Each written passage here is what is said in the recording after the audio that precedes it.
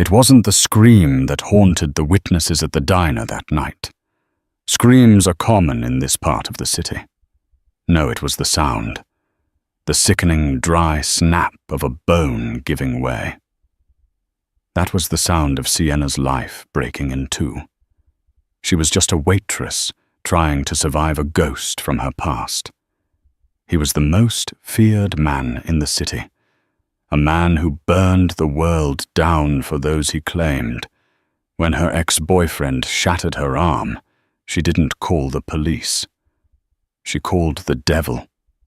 And the devil, he answered on the first ring. The neon sign of the Night Owl Diner flickered with a dying hum, casting a sickly pink glow onto the wet pavement of 4th Street. It was 2:14 a.m. on a Tuesday in Chicago. The kind of cold that settles in your marrow and refuses to leave. Inside, Sienna Cross wiped down the Formica counter for the 10th time. Her wrist ached a phantom pain from the repetitive motion, but it was the only thing keeping her grounded. The diner was empty, save for old man Henderson, nursing a cold coffee in the corner booth, but he was asleep. He was harmless. The man who walked through the door 3 minutes later was not. The bells above the door didn't jingle cheerfully. They rattled like a warning. Sienna froze the rag, stopping mid-swirl on the counter. She knew that heavy, uneven gait. She knew the smell of stale bourbon and cheap cigarettes that rushed in with the wind. "Thanos," she whispered, her voice barely audible over the hum of the refrigerator. Thanos Vane looked like a ruin of a man. His eyes were bloodshot, rimmed with the dark circles of a 3-day bender. He wore a leather jacket that she had bought him 2 Christmases ago, back when she was stupid, back when she thought love was enough to fix a broken thing.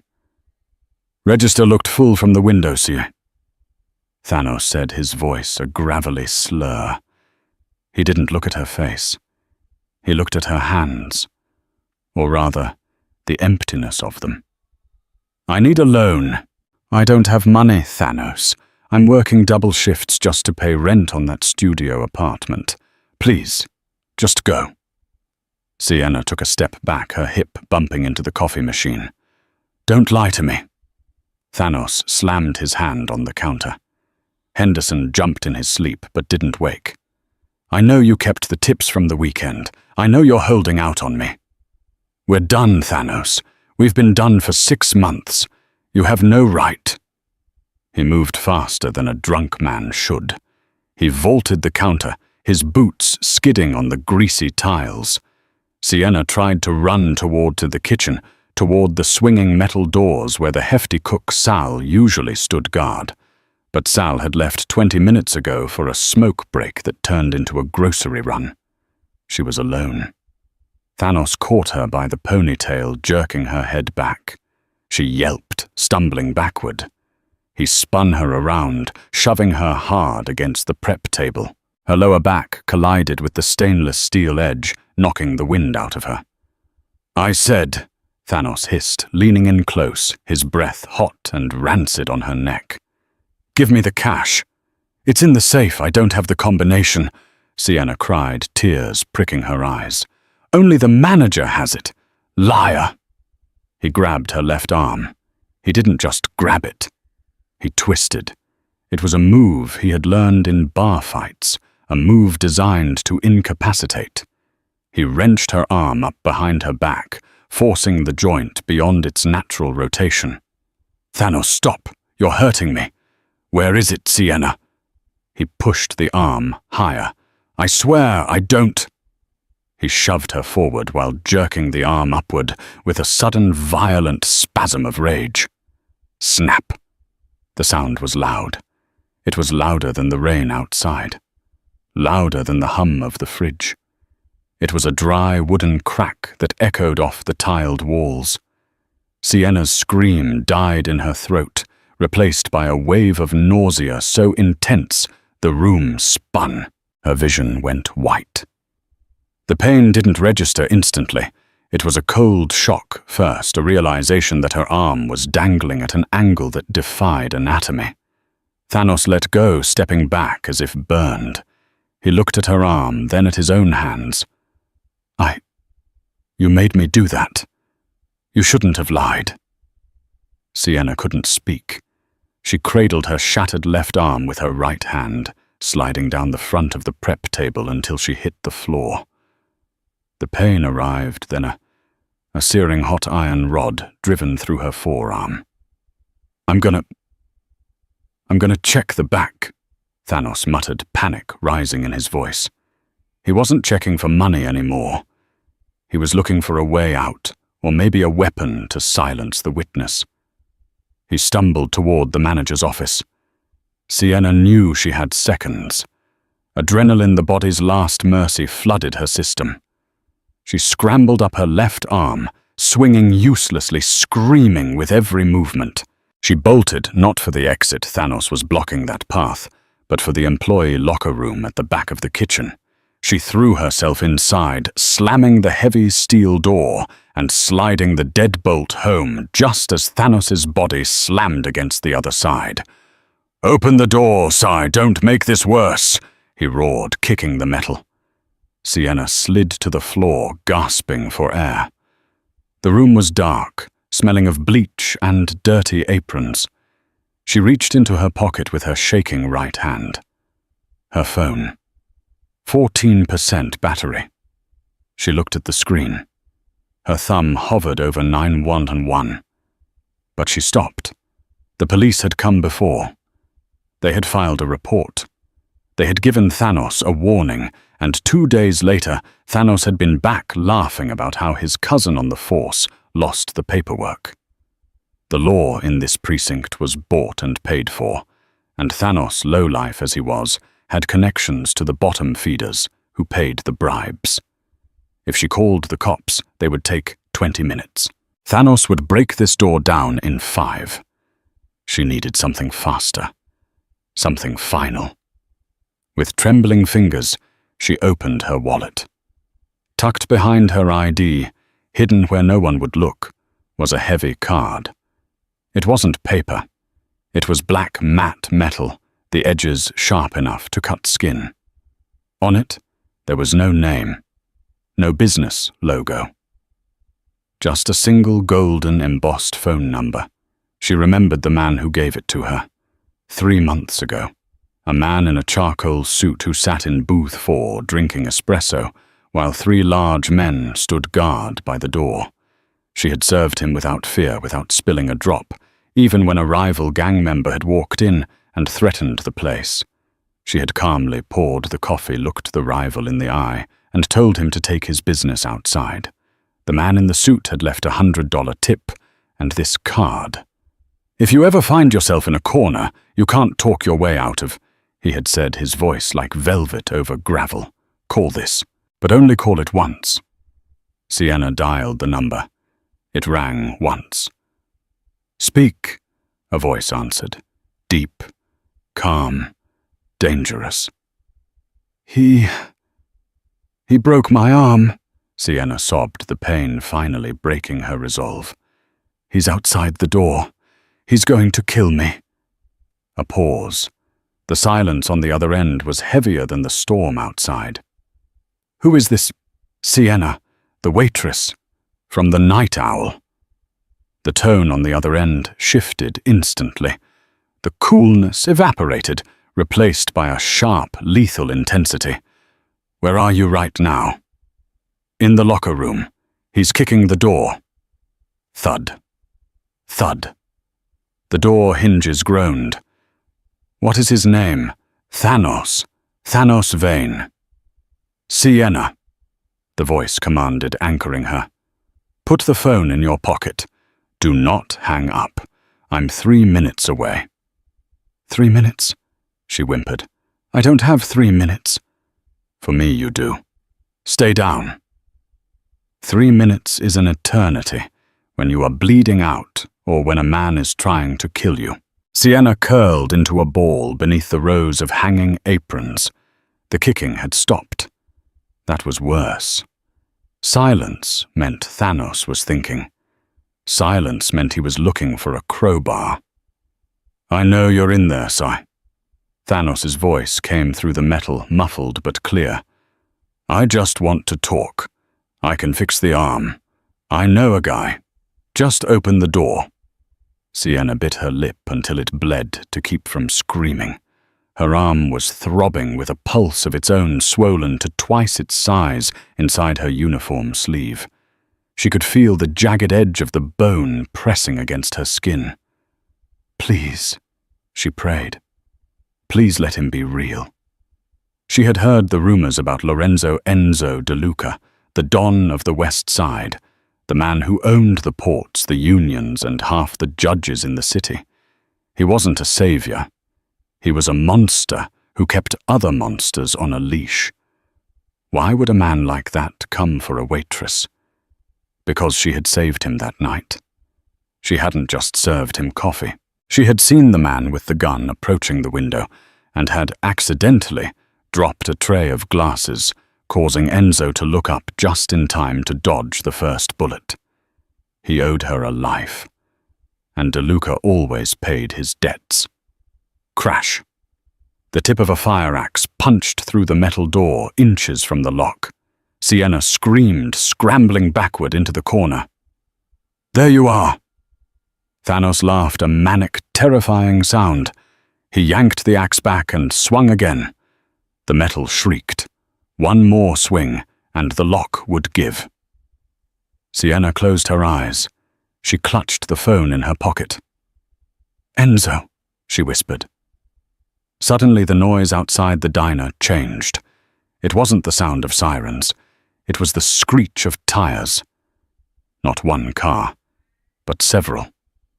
Heavy engines revving, then cutting off simultaneously.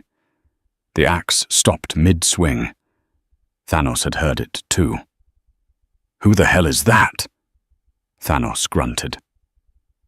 Sienna heard the front bells of the diner jingle, but this time they didn't rattle. The door was opened with purpose. "We're closed," Thanos shouted toward the front, trying to sound tough, though his voice wavered. "Get out." No response, just the sound of footsteps, hard leather-soled shoes, clicking on the tile. Slow, deliberate, rhythmically terrifying. Click-clack, click-clack. "I said get the hell out," Thanos yelled, abandoning the door to the locker room. He walked back out into the main diner area. Sienna pressed her ear against the cold metal door. "Thanos Vane," a voice echoed. It was the voice from the phone. Smooth, dark, and utterly devoid of fear. "You have something that belongs to me." "Who are you?" Thanos's voice cracked. You're De Luca. And you are a waste of oxygen. Look, man, I don't want no trouble with the families. This is a domestic dispute. Just my girl acting up." "Your girl."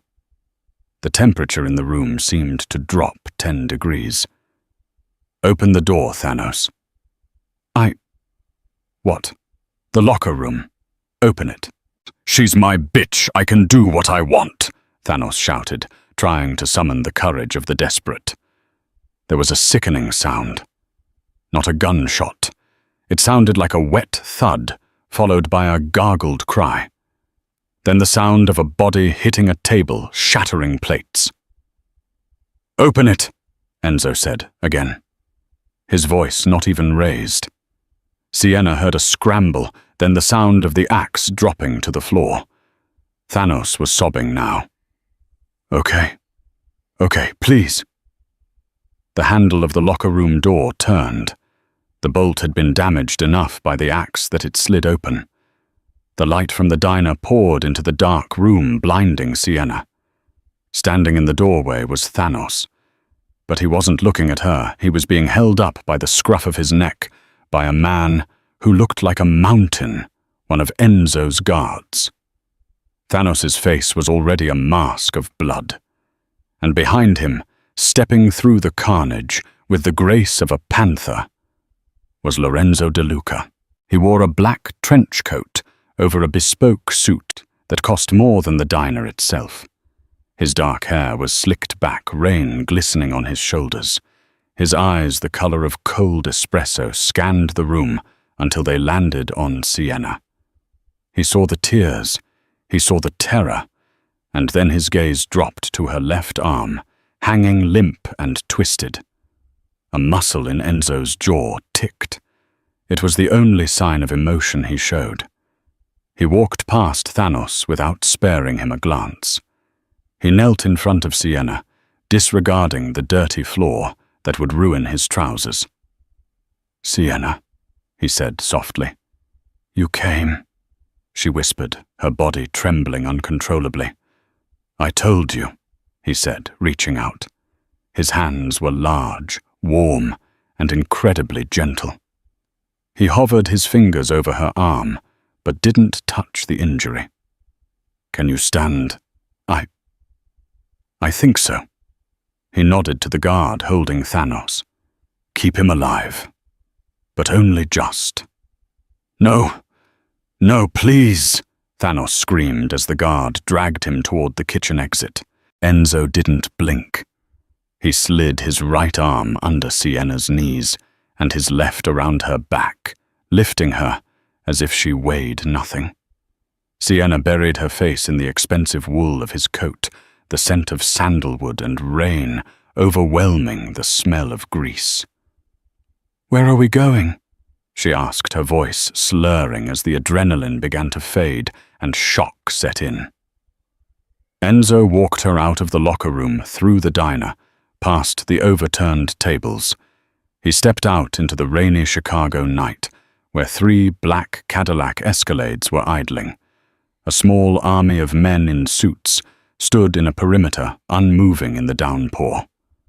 One of them opened the back door of the middle car. Enzo placed her gently on the leather seat, then climbed in beside her. He pulled a cashmere blanket from a compartment and draped it over her shivering frame. "We are going home," Enzo said, signaling the driver. "And then I am going to burn his world down." Sienna looked out the tinted window as the car pulled away. She saw the lights of the diner fade. She saw the silhouette of the guard dragging Thanos into the alley. For the first time in her life, she wasn't the prey. She was with the predator. And God help her, she had never felt safer. The city blurred past the tinted windows of the Escalade, a streak of rain-slicked lights and shadows. Inside the car, the silence was absolute, save for Sienna's jagged breathing. The adrenaline was fading fast, leaving behind a cold, shivering shock. Enzo hadn't let go of her. He held her against his side, his arm a rigid bar of protection. He was on his phone, typing furiously with one hand, his face illuminated by the harsh blue light of the screen. "Dr. Evans is prepping the suite," Enzo said, his voice low, vibrating against her temple. "We aren't going to a hospital. Too many questions. Too much paperwork. I can't afford a private doctor." Sienna mumbled, her teeth chattering. The pain in her arm was now a blinding white-hot pulse that synced with her heartbeat. Enzo looked down at her, his expression unreadable. "Money is a concept for people who have to ask for things. You are with me now. You don't pay for anything." The car turned smoothly into the underground garage of the Spire, the tallest residential building in the city. Security guards in grey tactical uniforms nodded as the convoy passed. They didn't look like doormen. They looked like paramilitaries. When the car stopped, Enzo carried her again. He refused the wheelchair the concierge rolled out. He carried her into the private elevator that required a retinal scan to open. 40th floor, a mechanical voice announced. The doors slid open to reveal a penthouse that looked less like a home and more like a fortress made of glass and steel. The view of Chicago was breathtaking, a sprawl of gold and darkness. But Sienna only saw the grey-haired man waiting by a medical gurney in the center of the living room. "Put her down gently, Lorenzo," Dr. Evans said. He was an older man, with steady hands and eyes that had seen too many bullet wounds to be shocked by a broken arm. Enzo laid her on the gurney. "She's in shock. The break is bad, Doc. I heard the snap." Dr. Evans cut the sleeve of her uniform with surgical scissors. Sienna gasped as the fabric pulled away, revealing the purple and black swelling that distorted her forearm. The bone was pressing alarmingly against the skin, threatening to break through. "Compound fracture avoided barely," Dr. Evans muttered, his fingers probing gently. "Sienna, I'm going to give you something for the pain. It's going to feel like a warm blanket. Just let it happen." He injected a clear liquid into her IV. Within seconds, the room softened. The sharp edges of the furniture blurred. The excruciating pain in her arm dulled to a distant throb. "I have to reset the bone," Dr. Evans told Enzo. "You might want to step out. It's not a pretty sound." "I'm staying," Enzo said. He moved to the head of the gurney, taking Sienna's uninjured hand in his. "Look at me, Sienna. Don't look at the arm. Look at my eyes." Sienna focused on him. His eyes were dark, intense, swirling with a suppressed rage that she knew wasn't directed at her. He smoothed the hair back from her sweaty forehead. "Why?" She slurred, the drugs taking hold. "Why did you come?" "Because you called," he said simply. "Okay, on 3, Dr. Evans warned. 1, 2. Crack. Sienna screamed a raw, guttural sound that was cut short as she squeezed Enzo's hand so hard her knuckles turned white. Enzo didn't flinch. He leaned in his forehead, resting against hers, absorbing her pain. "It's done," he whispered. "It's over. Breathe, Doctor." Evans worked quickly, wrapping the arm in a cast that hardened rapidly. "She needs rest, no stress. And for God's sake, Lorenzo, keep the police away from her. She's fragile. The police won't find her," Enzo promised. "She doesn't exist anymore." Sienna drifted into the darkness of the sedatives, the last thing she felt being Enzo's lips brushing against her temple. A kiss that felt like a vow. 3 hours later. The basement of the spire was soundproof. It had to be. It was originally designed as a wine cellar, but the humidity controls made it perfect for other things. Thanos Vane was tied to a steel chair in the center of the room. His face was a map of regret. One eye swollen shut, his lip split, and ribs likely cracked from the ride over. Enzo stood in the shadows, removing his suit jacket. He unbuttoned his cuffs and rolled his white sleeves up to his elbows with methodical precision. He didn't look like a mob boss. He looked like a surgeon preparing to operate. "Please," Thanos wheezed, spitting blood onto the concrete. "I didn't know she was yours. I swear to God, DeLuca, I thought she was just a waitress." Enzo stepped into the light. He didn't hold a weapon. He didn't need one. "She isn't just anything," Enzo said, his voice terrifyingly calm. "But we aren't here to talk about her. We're here to talk about you." Enzo circled the chair. "You're a low-level junkie, Thanos. You owe $3,000 to the bookies on 5th Street. You lost your job at the auto plant 6 months ago. You are broke." Enzo stopped in front of him. "So imagine my surprise when my men searched your pockets and found this." Enzo held up a small, clear plastic bag. Inside were tightly rolled bundles of cash, fresh bills, sequential serial numbers. $5,000. "That's a lot of money for a broke man to be carrying while robbing a diner for spare change," Enzo said. Thanos's good eye widened. He tried to look away. I won it. Scratch-offs. Smack. Enzo's backhand was lightning fast. The chair rattled. "Don't insult my intelligence," Enzo said, wiping his hand on a handkerchief. "You went to the diner tonight, but not for the register. You went there to create a scene. To hurt her. No, I just wanted the money. Liar." Enzo leaned in close. "You grabbed her arm. You twisted it. But before that, my men checked the security footage from the street. You were waiting outside for 20 minutes. You were on the phone. Who were you talking to?" "Nobody, my mum." Enzo sighed. He nodded to the corner of the room. A man stepped forward.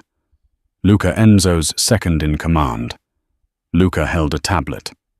"We pulled his call logs, boss," Luca said, his voice bored.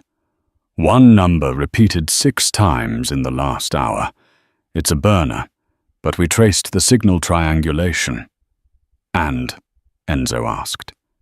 "It pinged from the precinct," Luca said. "Specifically the office of Detective Schreiber." The air in the room shifted. Thanos went pale beneath the bruises. Enzo's eyes narrowed. Detective Schreiber, the vice squad captain, a man who had been a thorn in Enzo's side for years, but who had always been too careful to touch. "Schreiber," Enzo repeated. He looked at Thanos. "Why is a dirty cop paying a junkie to break a waitress's arm?" "He didn't pay me to break her arm," Thanos blurted out, sobbing. "He paid me to plant the package. Breaking her arm was an accident. She just wouldn't get out of the way." Enzo went very still. "What package? The bug," Thanos whispered, his resistance crumbling. "Schreiber said you go there every Tuesday. He said he needed ears in the diner. He told me to tape a listener under the 3rd booth. I was supposed to rough her up to make it look like a robbery, so no one would be suspicious if I was fumbling around under the tables." Enzo stared at the man. The revelation settled over him like a shroud. This wasn't just domestic abuse. This was an act of war. Schreiber wasn't working alone. A cop doesn't plant bugs on a don unless he has federal backing or worse backing from a rival family. The Russos, they were making a move, and they had used Sienna, innocent, hard-working Sienna, as the distraction. They had ordered her pain. They had authorized her trauma just to plant a microphone. A cold fury unlike anything Enzo had felt in years overtook him. "You broke her," Enzo said softly, "for $5,000 and a favor to a pig. I'm sorry, I'll leave town. I'll never see her again." Enzo turned his back on him. He walked towards the stairs. "Luca," Enzo said without looking back. "Yes, boss. He says he likes to break things." Enzo opened the door to the upstairs. "Show him how it feels. Start with the fingers, then the toes. Make it last all night." As Enzo closed the heavy door, the first scream echoed from the basement. It didn't bring him any joy. It didn't fix Sienna's arm. But it was a start. Sunlight hit Sienna's face, sharp and intrusive. She blinked, groaning as she tried to shift. The bed was enormous, the sheets soft as clouds. For a moment she thought she was dead. Then the weight of the cast on her left arm brought the memories rushing back. The diner. Thanos. The snap. Enzo. She sat up gasping as a wave of dizziness hit her. She was wearing a silk shirt that wasn't hers. It was a man's dress shirt, buttoned up to her chin. "Careful," a voice rumbled from the corner. Enzo was sitting in a velvet armchair by the window. He had showered and changed. He wore a black turtleneck and grey trousers, looking like the model on the cover of a GQ magazine if the model carried the weight of a dozen murders in his eyes. "Where am I?" Sienna asked, her voice raspy. "My bedroom," Enzo said. "It has the best security and the best view." He stood up and walked over to the bed, holding a glass of water with a straw. He held it to her lips. She drank greedily. "I have to go to work," Sienna said, panic rising. "Sal will be alone. The morning rush. The diner is closed." "Sienna," Enzo said gently. "I bought the building this morning. It's undergoing renovations." Sienna stared at him. "You what?" "And you don't work there anymore," he continued. "You don't work anywhere. You can't just decide that." Sienna tried to swing her legs out of bed, but he blocked her path, placing his hands on either side of her hips on the mattress. He wasn't touching her, but he was trapping her. "Listen to me," Enzo said, his intensity frightening her. "This wasn't random. Thanos didn't just snap. He was paid to hurt you."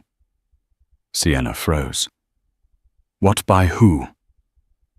"People who want to get to me," Enzo said. "They knew I cared about the diner.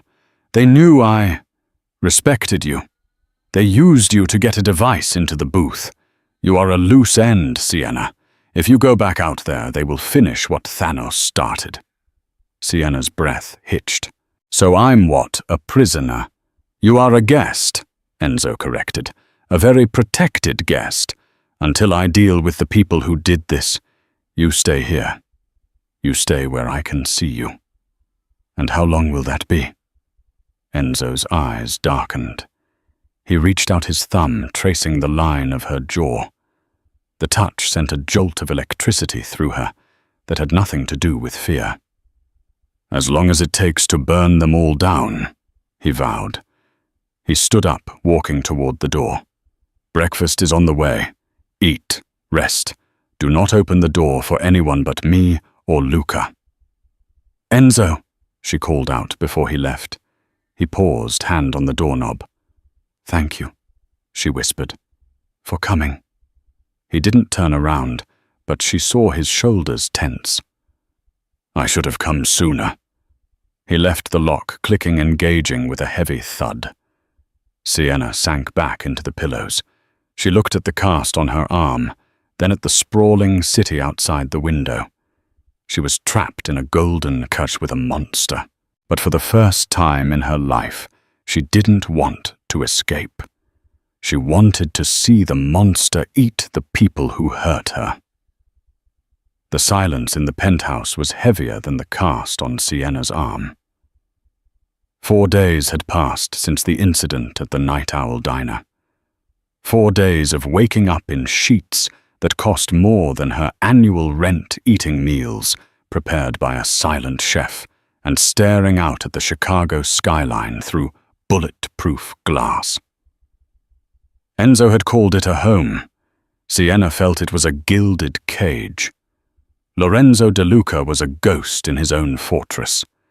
He left before the sun breached the horizon and returned long after the city lights had taken hold, usually smelling of cigar smoke and cold rain. He would check on her brief, intense visits where he would inspect her cast and ask about her sun levels with a clinical detachment that barely masked a simmering volcanic rage. He was planning something. She could feel it in the way the air pressure seemed to drop whenever he entered the room. On the 5th afternoon, the isolation became suffocating. The silence wasn't peaceful. It was the holding of breath before a scream. Sienna paced the length of the living room, her left arm secured in a black sling that matched the somber mood of the apartment. She was wearing one of Enzo's dress shirts again. The sleeves rolled up the hem, hitting her mid-thigh. It was a constant tactile reminder of whose protection she was under. She wandered down the long marble hallway. At the end stood the double oak doors to Enzo's private study. She had been told explicitly by Luca, the second in command, who treated her with a mix of suspicion and deference, that the room was off limits. "Don't go in there, Sienna. There are things in that room that don't wash off." But Luca was downstairs in the security center, and Enzo was gone. Sienna pushed the heavy door. It was unlocked. It swung open on silent hinges, revealing a room that smelled of old paper mahogany and the metallic tang of gun oil. It wasn't just a study. It was a war room.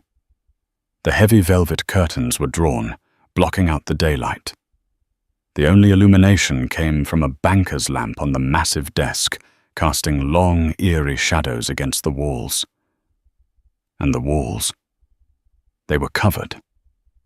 Sienna stepped inside, her heart hammering against her ribs. Corkboards lined the perimeter of the room, creating a panoramic view of Chicago's criminal underworld. Strings of red yarn connected mugshots to locations, bank accounts to shell companies. It was a map of corruption.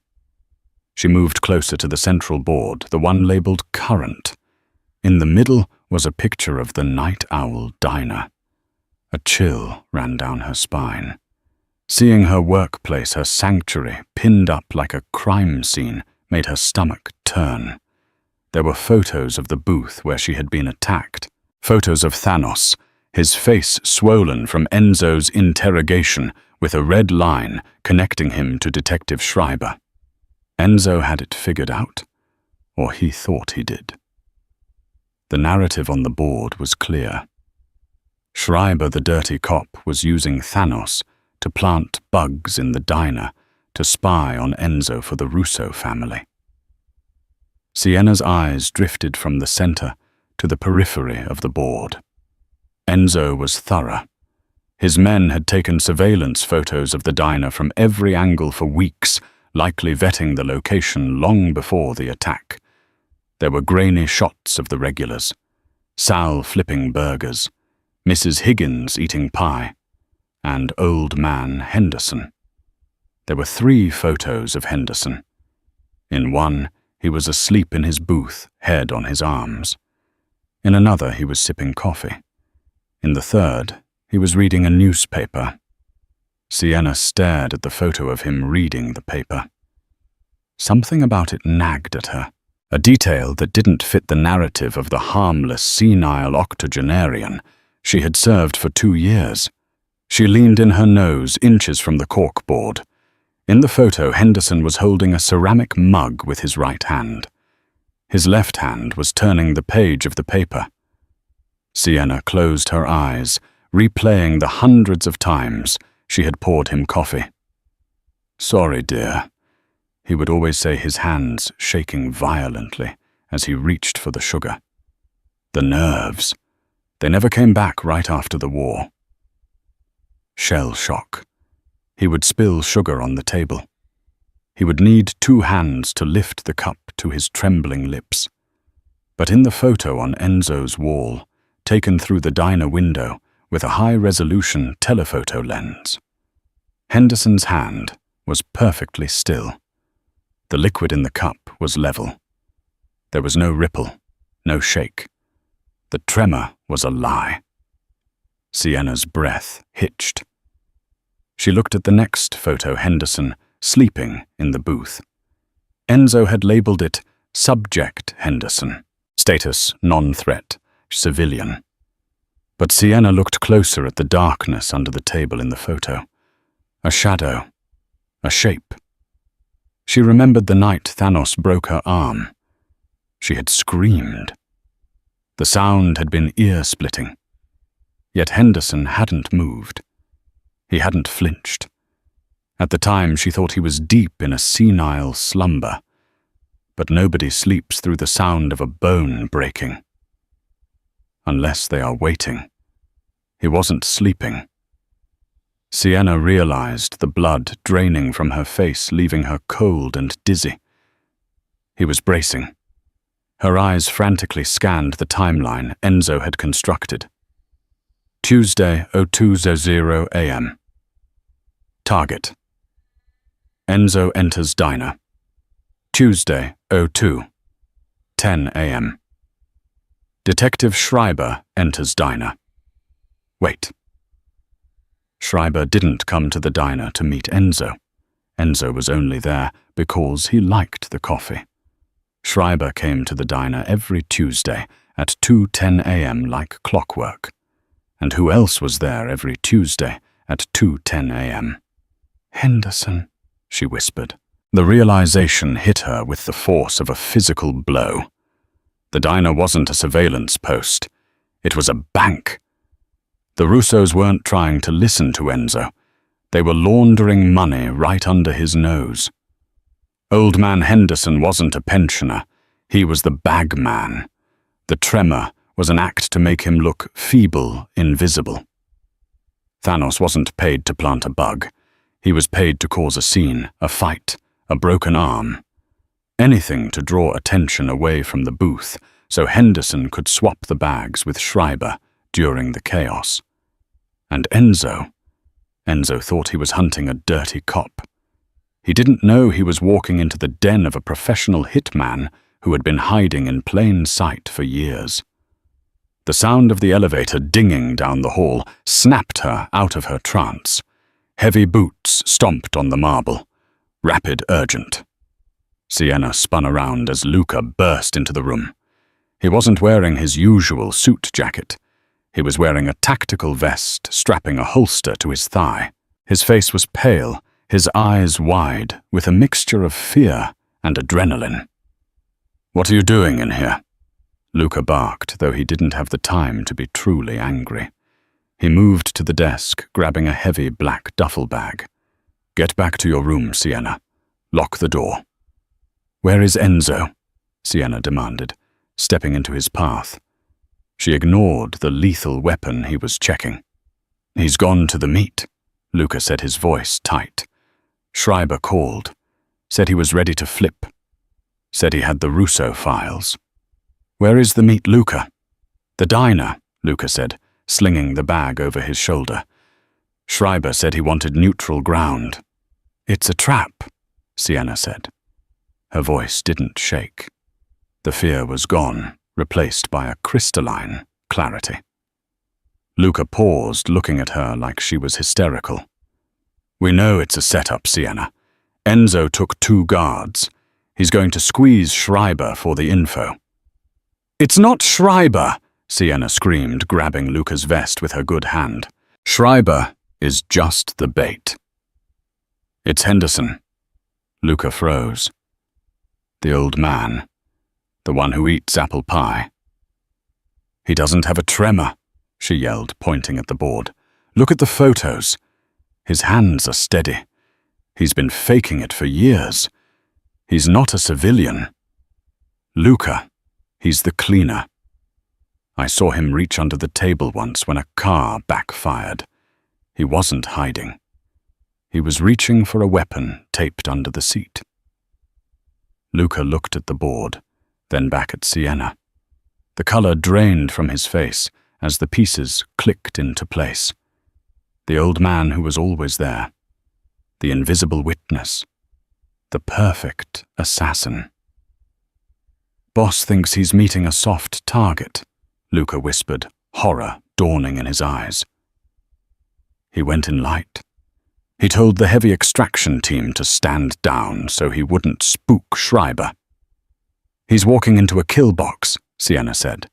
"If Henderson is there, Enzo is dead." Luca checked his watch. "They've been dark for 10 minutes. Signal jammers. That's standard for a sit-down, but it means he can't call for help when the shooting starts." Luca swore a vicious curse that echoed in the quiet room. He looked at Sienna, really looked at her, and saw the fire burning in her eyes. She wasn't the broken waitress they had picked up off the floor anymore. She was a woman willing to burn for the man who saved her. "I need to get there," Luca said, racking the slide of his gun. "But the front will be covered. If Henderson is a pro, he'll have a sniper across the street or the doors rigged." "I know the way in," Sienna said. "The delivery chute in the alley. It leads to the basement pantry. It's too small for you, but I can fit. I can open the service door from the inside." "Absolutely not." Luca shook his head. "Enzo gave me one order. Keep you safe. If I bring you into a firefight, he will kill me himself." "If you don't take me," Sienna said, stepping closer, her eyes blazing. "There won't be an Enzo left to kill anyone." The silence stretched between them, thin and taut as a wire. Luca looked at the duffel bag, then at the photo of the Night Owl diner. He knew she was right. They needed a ghost to get inside that building, and Sienna was the only one who knew the skeleton of that place better than the rats. "You stay behind me," Luca growled, grabbing a set of keys from the desk. "You do exactly what I say, and if things go south, you run. You don't look back. You run." "Deal." Sienna lied. She would never run. Not this time. "Let's go." They ran for the elevator, leaving the safety of the glass fortress behind. As the doors closed, Sienna touched the cast on her arm. The bone had snapped 4 days ago, but as the elevator plummeted toward the garage, she felt stronger than she ever had in her life. She wasn't just a victim of the story anymore. She was coming to write the ending. The rain over Chicago wasn't just falling. It was punishing the earth. It battered the roof of the Night Owl diner like 1,000 tiny hammers drowning out the hum of the city.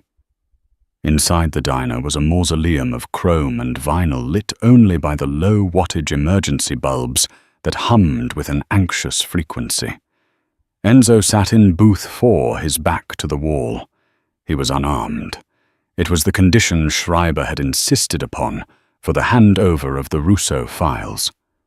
Enzo's 2 best men, Marco and Silas, stood by the front entrance, their silhouettes sharp against the rain-streaked glass hands, hovering near their jackets. Across the table, Detective Schreiber was a mess. He was sweating despite the chill in the room, his eyes darting toward the kitchen door every few seconds. "The files, Detective," Enzo said, his voice a low rumble that cut through the noise of the storm. "My patience is a finite resource, and you are spending it rapidly." "They're coming," Schreiber stammered, wiping his upper lip with a trembling hand. "My contact. He's bringing the hard drive from the back.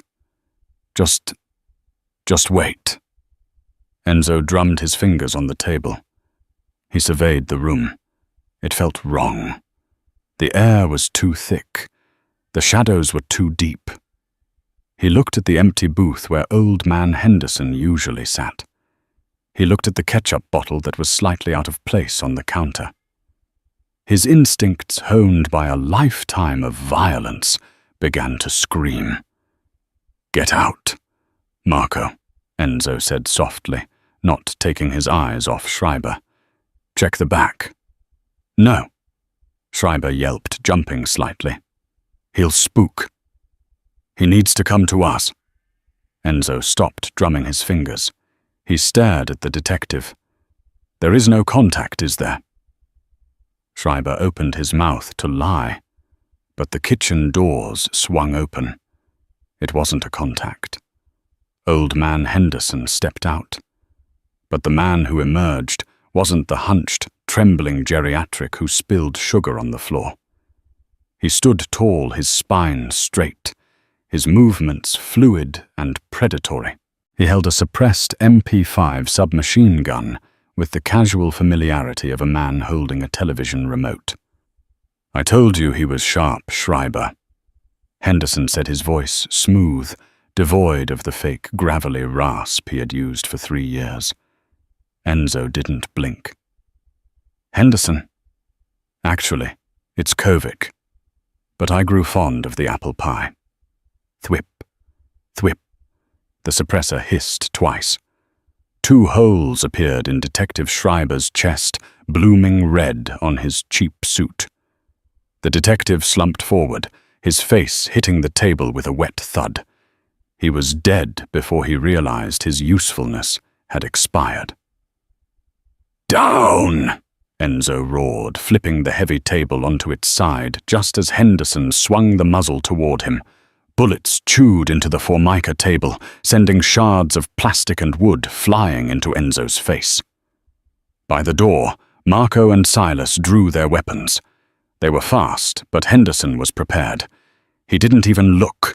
He spun on his heel and fired a controlled burst toward the entrance. The glass of the front door shattered inward. Marco dropped instantly. Silas got off one shot that went wide before he too fell to the tiled floor. Silence returned to the diner, broken only by the rain and the click of Henderson reloading a fresh magazine. Enzo crouched behind the overturned table. He was trapped, unarmed, alone. "You know!"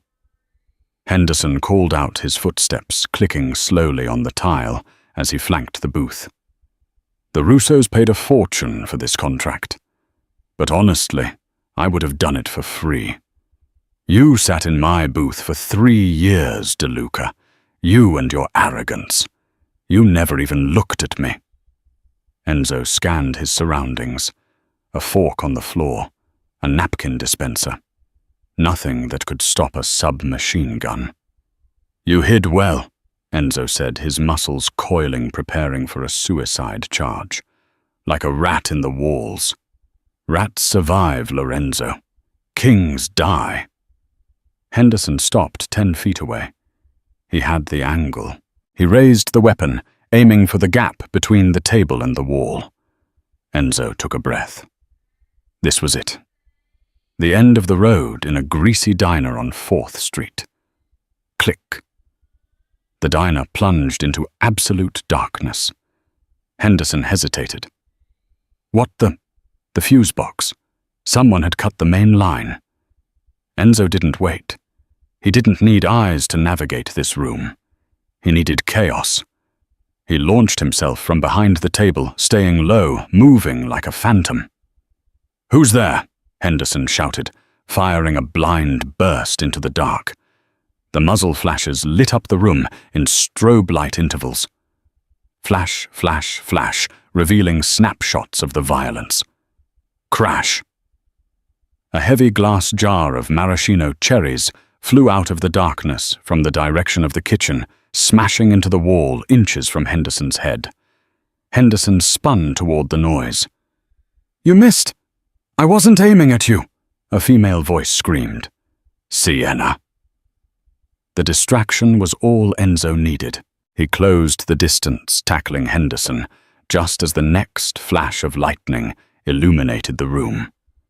They crashed into the service counter.